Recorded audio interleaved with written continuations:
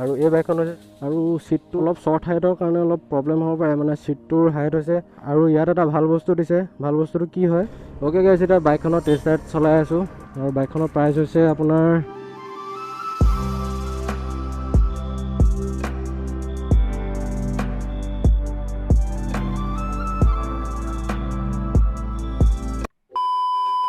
নমস্কাৰ, what's up and welcome back to my YouTube channel. আজি আপোনালোকে টাইটেল আৰু থাম্বনেইল চাই নিশ্চয় গম পাইছে যে আজি ক'লৈ গৈ আছোঁ।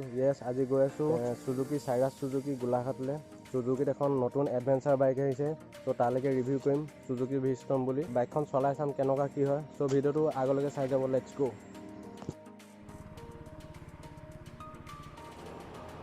ত' গাইজ, আমি এতিয়া আছোঁ ইয়াত চাইৰাছ সুজুকি গোলাঘাটত। এইটো চাইৰাছ সুজুকি বুলি কয় আৰু এতিয়া এই বাইকখনৰ ওপৰতে ৰিভিউ কৰিম। আৰু এই বাইকখন হৈছে সুজুকি ভিষ্টম SX 250 হয়, ইয়াত লিখা আছে, আপোনালোকে চাব পাৰে সুজুকি ভিষ্টম SX 250। বাইকখন বহুত হিউজ হয়, ভাল লাগিছে দেখি। ইয়াত মানে আপোনালোকৰ তিনিটা কালাৰ আহে, য়েল্লো, ৰেড আৰু ব্লেক এটা আহে, আৰু এইখন হৈছে ব্লেক কালাৰ হয়। একেবাৰে ফ্ৰণ্টৰ পৰা ষ্টাৰ্ট কৰোঁ। ইয়াত জিক্সাৰ 250ৰ এটা হেডলাইট দিছে, ছেমি ইউনিট হয়, LED হেডলাইট হয়। এখন বিগ বুলি কয়, ফ্ৰণ্টৰ এখন বিগ আছে আৰু পূৰা এডভেঞ্চাৰ আৰু স্পৰ্টি লুক এটা আহিছে। এখন ডাঙৰ উইণ্ডশ্বিল্ড দিছে, ইয়াত হেল'জেন বাল্ব ইণ্ডিকেটৰ আছে। ইয়াত ফ্ৰণ্টৰ পৰা চালে আপুনি মানে পূৰা এডভেঞ্চাৰ লুক এটা পাব, বহুত হিউজ হয় বাইকখন। ছাছপেনশ্যনডাল হৈছে আপোনালোকৰ 37 mm ছাছপেনশ্যন হয়, আপছাইড ডাউন ফক্স নহয়, এডাল নৰ্মেল টেলিস্কোপিক ফক বুলি কয়। ফ্ৰণ্টত এটা 19 ইঞ্চিৰ টিউবলেছ টায়াৰ হয় এইটো। আৰু ফ্ৰণ্টৰ ডিস্ক ব্ৰেকডাল চাব পাৰে, বহুত এটা মেচিভ ডিস্ক ব্ৰেক হয়, 300 mm ডিস্ক ব্ৰেক হয়। মোৰ একচুৱেলি স্পেচিফিকেশ্যনবোৰ ভুলো হ'ব পাৰে, মানে আপোনালোকে গুগলত চাই ল'ব পাৰিব। আৰু ডুৱেল চেনেল ABS আছে ফ্ৰণ্টত, আৰু বেকতো ডুৱেল চেনেল ABS আছে। আৰু বাইকখনৰ হাত ইঞ্জিনৰ কথা ক'বলৈ যাওঁ, এইখন হৈছে 249.6 cc single cylinder 4 stock oil কুল ইঞ্জিন হয়, SOSC ছেটআপত আছে। আৰু ইয়াত 6 স্পীড মেনুৱেল গিয়াৰ বক্স পায়। আৰু বাইকখনৰ ইঞ্জিনে প্ৰডিউচ কৰে 26.6 bhp আৰু 22.2 নিউটন মিটাৰ অফ টৰ্ক। ইয়াত বাইকখনে প্ৰডিউচ কৰে। এটা ভাল পাৱাৰ টু ৱেট ৰেচিঅ' পাব। আৰু বাইকখনৰ ৱেটটোৰ কথা কৈ দিওঁ, বাইকখনৰ ৱেটটো হৈছে 167 kg। আৰু এইখন যিহেতু অইল কুল ইঞ্জিন হয়, ইয়াত সৰুকৈ এটা ৰেডিয়েটৰ আছে। আৰু বাইকখনৰ গ্ৰাউণ্ড ক্লিয়াৰেঞ্চটো চাব পাৰে কিমান ওখ হয় বাইকখন, 205 mm ইয়াত গ্ৰাউণ্ড ক্লিয়াৰেঞ্চ আছে। আৰু ছিটটো অলপ শ্বৰ্ট হাইটৰ কাৰণে অলপ প্ৰব্লেম হ'ব পাৰে, মানে ছিটটোৰ হাইট হৈছে 835 mm ছিট হয়, অকণমান ওখ হয় বাইকখন। আৰু ইয়াত ডুৱেল মাফলাৰ ছিষ্টেম আছে, চাইলেঞ্চাৰডাল পূৰা স্পৰ্টি লুক হয়। আৰু আগৰ জিক্সাৰ আৰু জিক্সাৰ SF-খনৰ মানে এই পৰ্চনটো আপোনালোকৰ চিলভাৰ দিছিলে, চ' ইয়াত ব্লেক কৰি দিছে আৰু লুকিং গুড। বেকৰ ৰিয়েৰ হুইলটো চাবলৈ গ'লে ইয়াত 140 ছেকশ্যনৰ ৰিয়েৰ হুইল হয়, 140 ছেকশ্যনৰ এটা মেচিভ ৰিয়েৰ হুইল হয়, ইয়াত 140 ছেকশ্যন লিখা আছে। আৰু ইয়াত 230 mm ৰিয়েৰ ডিস্ক হয়, এখন ডুৱেল চেনেল ABS আছে। KTM হিমালয়ানত এনেকৈ মানে ৰিয়েৰ হুইলটো অফ কৰিব পাৰে স্কিড কৰিবলৈ, সেইটো অফ ৰ'ডিঙত যিহেতু কাম আহে, কিন্তু সেইটো ইয়াত ফেচিলিটিটো নাই। আৰু এইটো প্ৰাইচ ৰেঞ্জত মানে সেইটো দিব লাগিছিলে। আৰু একেবাৰে বেকৰ পৰা চাওঁ, এতিয়া বেকৰ এংগলটো এনেকুৱা আহিছে। আৰু ইয়াত LED বেক লাইট আছে, অকণমান স্পৰ্টি লুক এটা দিয়াহেঁতেন আৰু অলপ ভাল লাগিলেহেঁতেন। আৰু ইয়াত হেল'জেন টাৰ্ণ ইণ্ডিকেটৰ আছে।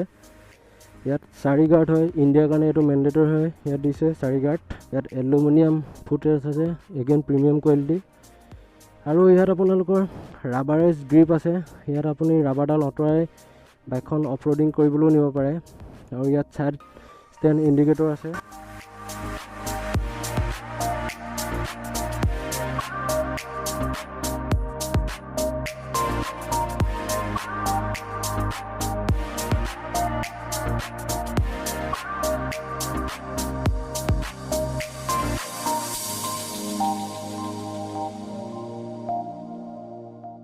এতিয়া বাইকখনৰ মেইন ইনষ্ট্ৰুমেণ্ট ক্লাষ্টাৰটো চাবলৈ আহিছোঁ। বাইকখন ওপৰৰ পৰা চাওক, ডেছবৰ্ডটো কেনেকুৱা হৈছে, পূৰা এডভেঞ্চাৰ ফিলৰ লুক এটা আহিছে। আৰু যিহেতু এইখন এডভেঞ্চাৰ বাইক হয়, চ' সেইটো ফিল আপোনালোকে ডেফিনেটলি পাব। আৰু এতিয়া বাইকখনৰ ইনষ্ট্ৰুমেণ্ট ক্লাষ্টাৰটো অন কৰোঁ। আৰু ইয়াত পূৰা স্পৰ্টিকে গ' বুলি লিখা আহে। ইয়াত আপোনালোকে ব্লুটুথ পেয়াৰ কৰিব পাৰে, ইয়াত ব্লুটুথ ছিষ্টেম আছে, আপোনালোকে মোবাইলটো বাইকখনৰ লগত কানেক্ট কৰি ল'ব পাৰে।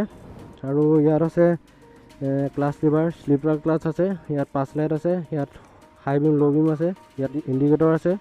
আৰু হৰ্ণটো এবাৰ শুনি লওক, হৰ্ণটো নৰ্মেল হৰ্ণ হয়। আৰু এইফালে কিল ছুইচ আছে, আৰু এইফালে চেল ষ্টাৰ বটন আছে। আৰু ইয়াত এটা ভাল বস্তু দিছে, ভাল বস্তুটো কি হয়, আপোনালোকে ইয়াত ব্লুটুথ চাৰ্জিং আছে, এইটো ব্লুটুথ হয়, ব্লুটুথ চাৰ্জিং চাৰ্জ কৰিব পাৰে। আৰু ইয়াত ভিতৰত আপোনালোকে ইণ্টিগ্ৰেটেড লাইট আছে, মানে ৰাতি একো প্ৰব্লেম নহয় তেনেকুৱা। আৰু পিছফালে আপোনালোকে চাব পাৰে এডাল এলুমিনিয়ামৰ লাগেজ কেৰিয়াৰ হয়, ইয়াত চিলভাৰ কালাৰ খুব এটা চলিড বিল্ড কোৱালিটি আছে। আৰু এইটো 6 কেজিলৈকে ইয়াৰ কেপাচিটি আছে। ৰাইডাৰৰ ছিটটো হৈছে বহুত কমফৰ্টেবল, স্পঞ্জি হয় পূৰা। আৰু পিলনৰ ছিটটো তেনেকৈ বহুত কমফৰ্টেবল হ'ব লাগে মোৰ মতে লং ৰাইডৰ কাৰণে। এতিয়া বাইকখনৰ এক্সজষ্ট নটডাল শুনি আছোঁ, চাউণ্ডটো শুনক।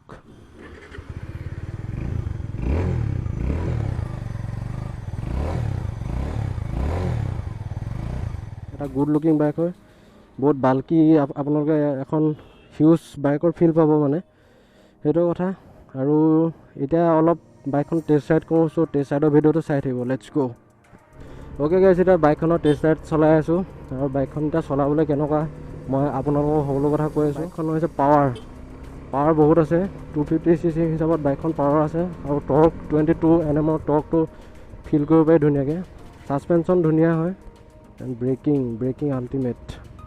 আৰু বাইকখনৰ চুজুকি ইঞ্জিন, যিহেতু বাইকখন পূৰা ৰিফাইন ইঞ্জিন হয় আৰু BS6 ইঞ্জিন হয়, চ' ৰিফাইন হ'বই যিহেতু। এক্সজষ্ট নোট পূৰা গ্ৰাণ্টি আছে, আপোনালোকে হয়তো কেমেৰাত নুশুনিব পাৰে এতিয়া। আৰু এতিয়া একচুৱেলি ফ্ৰী ৰাস্তা চলাবলৈ পোৱা নাই, ফ্ৰী ৰাস্তাত যদি অলপ পাওঁ ভাল লাগিব চলাই। আৰু এতিয়া স্পীড আপোনালোকে ইয়াত ছেট কৰা নাই, চ' 0 দেখি আছে। 56, 55 এনেকুৱা মানুহে যদি চলায় তেতিয়া অকণমান প্ৰব্লেম হ'ব পাৰে, মানে বাইকখন ছিট হাইটটো যথেষ্ট অলপ ওখ হয়। 57, 58 আৰু তাৰ ওপৰত যদি হাইটটো থাকে তেতিয়া ধুনীয়াকৈ চলাব পাৰিব বাইকখন।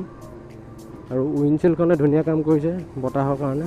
আৰু ইয়াত গিয়াৰৰ কথা ক'বলৈ গ'লে গিয়াৰডাল শ্লিকে হয়, মানে কোমল হয় গিয়াৰডাল, কিন্তু আৰু অলপ কোমল হ'ব পাৰিলেহেঁতেন চুজুকি ইঞ্জিনৰ হিচাপত মানে। আৰু ছিটটো বহুত কমফৰ্টেবল হয়, আপোনালোকে লং ৰাইড আৰু টুৰিং কৰিবলৈ ভাল পাব। পিক আপ মানে আপোনালোকে পটককৈ অভাৰটেক কৰিব পাৰিব, ধুনীয়া পিক আপ হয়। আৰু ছাছপেনশ্যনডাল অকণমান হাৰ্ড হয়, যিহেতু জিক্সাৰ নেকেডখনৰ ছাছপেনশ্যনডালে আছে, চ' অকণমান হাৰ্ড হয়, সেইটো এডজাষ্ট কৰি ল'ব লাগিব নিজে। এডভেঞ্চাৰ বাইকৰ হিচাপত মানে অকণমান ছাছপেনশ্যন কোমল হ'ব লাগিছিলে, সেইটোৱে কথা।